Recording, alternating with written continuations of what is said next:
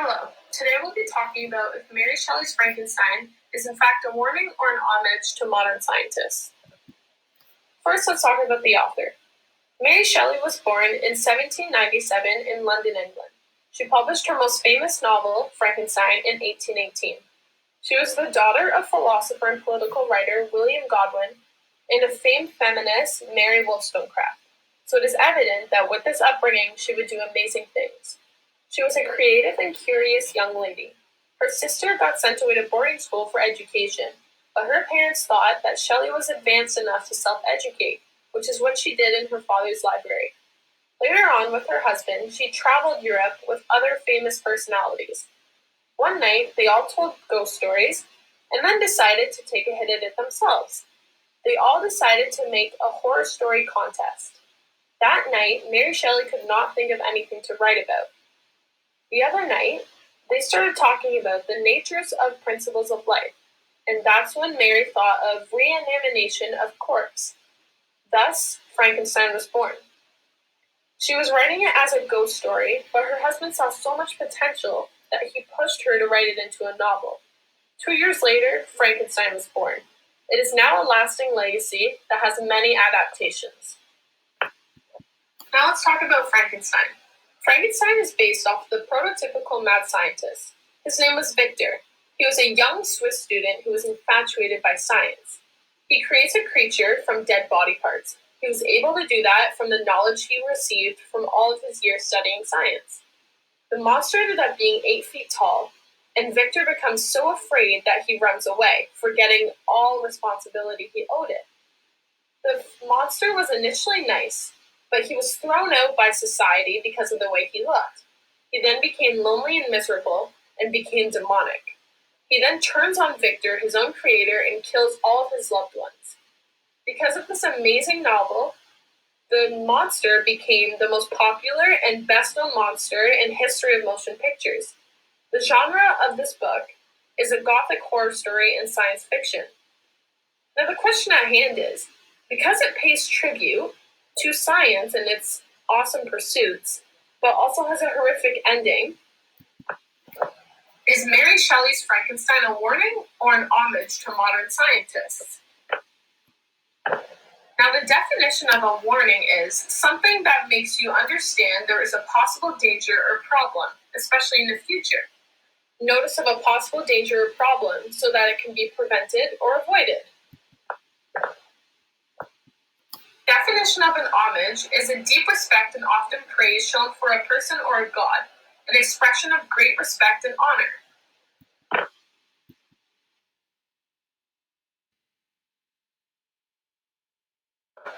Now, my position after studying the definition of both a warning and an homage is that it is obvious that Mary Shelley's Frankenstein is in fact a warning to modern scientists. As Shelley writes Frankenstein during the Industrial Revolution, a time in which individuals are hungry for developmental change, readers should not be surprised to notice her viewpoints on the matter that is transmitted through her writing. In effect, through Frankenstein, Shelley is warning the modern scientists against the further discoveries as she exposes the numerous consequences to be far from desirable. Shelley is warning modern scientists of the dangers of power, the society's reaction to innovation, and the dangers of an unethical practice. First off, Mary was warning the modern scientists of the dangers of power, the consequences that also come with power. Now, knowledge and ambition are both positive traits to have, although it can lead to an unhealthy obsession if not contained. Let's see the definition of ambition. The definition of ambition is a strong wish to achieve something, a strong wish to become powerful, rich, and successful. The definition of knowledge is awareness, understanding of information that has been obtained by experience or study, and that is either in a person's mind or possessed by people generally. Victor had both of these traits, although he was so infatuated by science that it became his entire life, and his entire life was dedicated to this creation. He was so overcome by the idea of power that he became stressed, mentally ill, and sick. Now, ambition is natural to man. Everyone wants big, everyone wants more, and everyone wants new. Although Victor crossed all bounds in trying to become the most powerful he could, he tried to do God's work in creating a new human being. He was so aware of what he was going to make, to the point that he wanted all the power himself, so he created a scientific thing by himself, all alone. He was so power hungry because of how much wealth he would receive from this creation. Growing up, he was infatuated by the lectures of Waldman that tributed the ancient philosophers. He would always quote them, saying they performed miracles and they can command the thunders of heaven. He was so inspired that it intoxicated his mind and fueled his mind with power, which then led to him crossing forbidden territory. Victor, much like Rob Walton, went beyond accepted human limits to find the secrets of life. Now, who's Rob Walton? Robert Walton is the narrator of the letters at the start of the novel. He encounters Victor on his travel to find the North Pole. He is trying to surpass previous human exploration, which is what Victor is doing. He meets Victor, and Victor tells him his story. They notice that they are both parallels because they are both after that country of eternal light. They want to find the unpossessed knowledge. The difference is, Walton then retracts his explorations because of the stories of Victor. He learns from his past mistakes, which then created a warning towards him that power can overtake someone's mind and that can create many consequences. So what is Mary's warning? She is not rejecting man's aspirations. She's simply saying that such ambitions need to be filled with knowledge and responsibility so that it doesn't come back and bite them. She also says that a chain of warnings was created, so you have to learn from your past mistakes to better further your future pursuits.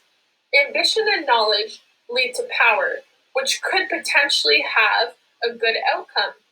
Just need to make sure to not let power overtake your brain so you become power hungry. Now, the novel's proof of this is that Victor's power hunger ended up in total destruction. He said himself, "If no man allowed any pursuit whatsoever to interfere with tranquility of his domestic affection, Greece had not been enslaved, Caesar would have spared his country, America would have been discovered more gradually, and the empires of Mexico and Peru had not been destroyed." He blatantly compares to his ambitions to destructions of many civilizations. This just proves how he disregards the outcome of what can happen after his experiment because of how power hungry he is. He wanted to be on top and on top fast. He even said, "So much has been done, more, far more. I will pioneer a new way, explore unknown powers, and unfold to the world the deepest mysteries of creation."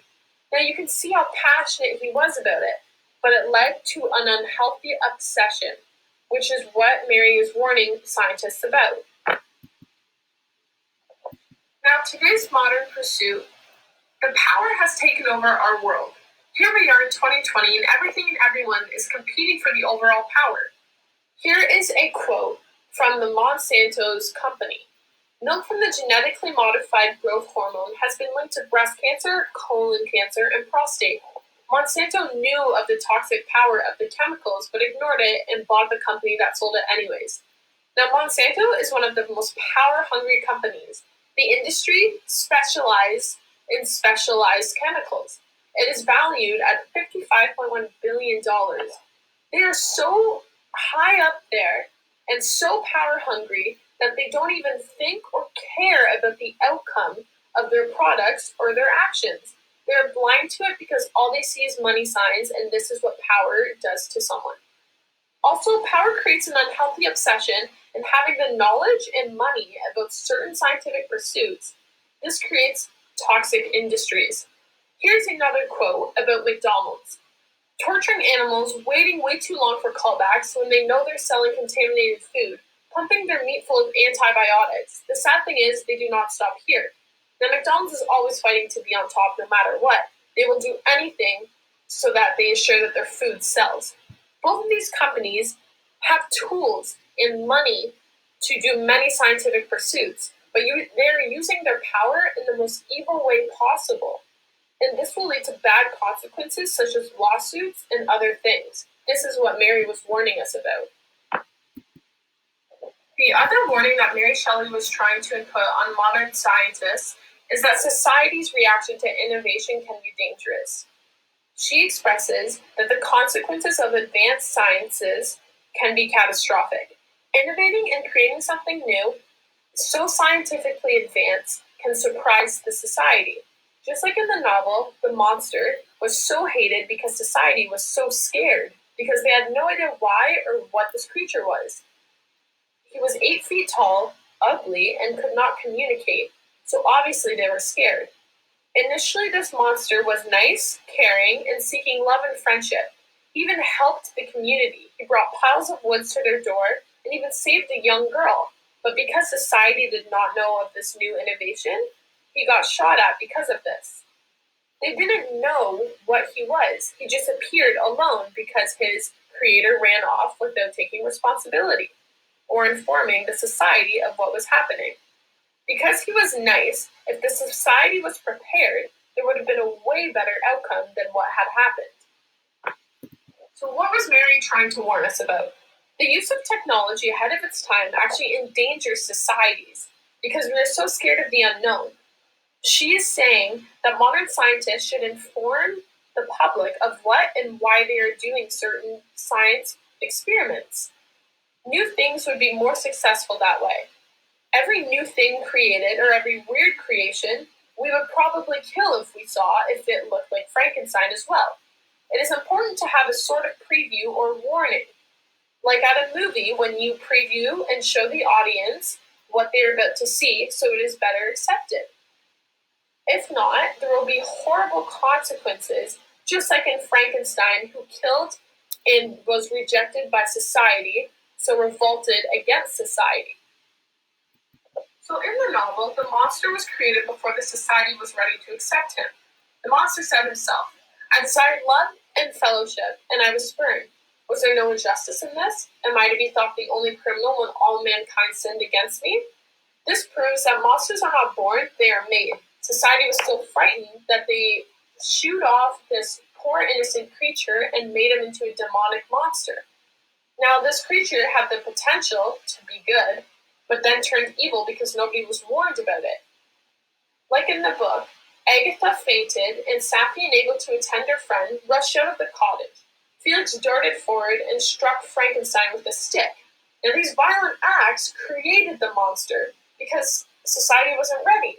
So Mary is warning future scientists of the possible reaction of society if they are not prepared. So in modern day, people are aware of the advancements we have, but are unaware of how they're being used and for what. The scientist said, society is oblivious to the warnings of the future of science and its experiments. Society and science are not ready. If introduced to something new without being warned, of course that can be catastrophic, just like in the novel. Also, from the activity 2.1.4 in our class, we watched a TED Talk and it said, glowing dogs, mice that can grow human ears. Bioethicist Paul Root describes an astonishing series of recent bioengineering experiments. Now he explains the different experiments that are already being made. Not many people in the audience knew that these were even being made, and it is important to know, because if we saw a glowing dog or a mice that had human ears, we would probably kill it, and that could have possible consequences, just like in the novel. Finally, Mary was warning us of the dangers of an unethical process. There's a specific process and responsibility to be upheld when cloning or doing any kind of specific science experiment. Now, Victor in the book ignores all natural and ethical ways to create a being. He just goes and does it. He did not have a team, he did it alone. He did not have a lab, he did it in the basement workshop. He did not have a specific procedure or specific material. He did it how he wanted and used dead body parts. Now, he was not planning anything either. He did not think about the possible outcomes after. He also did not keep any responsibility towards the monster. He ran out when he saw him. So to summarize all that, the warning that Mary was trying to give is that you have to take responsibility for what your creature is. and you have to engage in an ethical process. The process must be detailed as well and well thought out, because the process needs to be done properly so you can predict the outcome. An unpredicted outcome can cause much damage. When you are trying to do God's work, you need to take a lot of responsibility through what you are creating. It is important to educate yourself and not just lead based off of power. And also, you need to be prepared to create more beings, just like in the novel.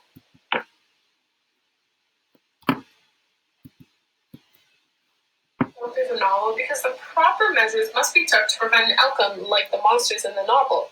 The monster said, "I am alone and miserable. Man will not associate with me, but one as deformed and horrible as myself would not deny herself to me.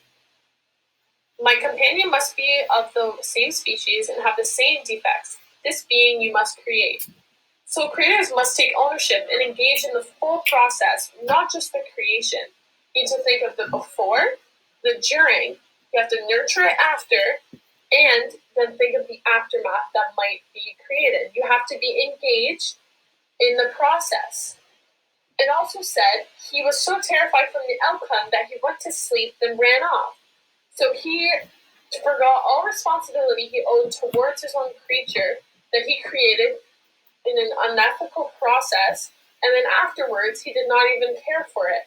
This is what caused the consequences that the monster then killed all of his loved ones.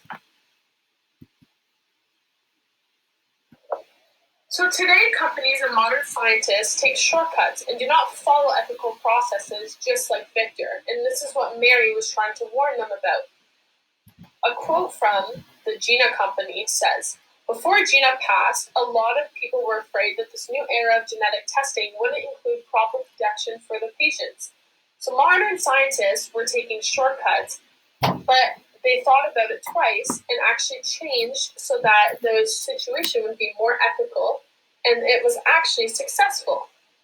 This is what she was warning them towards, and they fixed it and had a successful outcome. Another bad outcome was this one. Before releasing their products, they tested on monkeys, where 5 ended up dead and 3 with seizures. They knew the cure, but were obsessed with testing what was going wrong with it, and it caused the death of over 100 monkeys. So passion is a positive obsession, but obsession is a negative passion. So there's a time to draw the line and to stop doing unethical processes and start doing ethical ones for better outcomes. Another one that was done was from the United States Army. They conducted a number of biological warfare experiments. In one such experiment, millions of infected mosquitoes were released into the 2 cities. This caused many fevers, respiratory problems, stillbirths, encephalitis, and typhoid. In order to photograph the results of their experiments, Army researchers pretended to be public health workers. Several people died as a result of the research. So this is shown exactly what Mary was trying to warn them about. This was such an unethical process that they received a direct consequence, just like in Frankenstein. So to summarize all this information I was just talking about, Mary's not downgrading or denouncing science. She's not saying it's bad, nor is she praising it. She is simply warning modern scientists of the possible consequences. As she wrote it in the Industrial Revolution, the world was not ready for the changes that were going to happen then, and she knew that there was more advancements coming. There was proof of her hypothesis today because of cloning, vaccine pills, and a bunch of different medical procedures, kind of like the one in the novel. She was warning of possible outcomes from this. She was warning the people in the white lab coats trying to play God of the dangers of power, the dangers of an unethical process, and the dangers of society's reaction to innovation. She is warning that the abuse and misuse of ignorant and irresponsible individuals will lead to many consequences. It is such a powerful novel, it continuously is getting remade till this day, and there is a reason we read it in EAE. Thank you.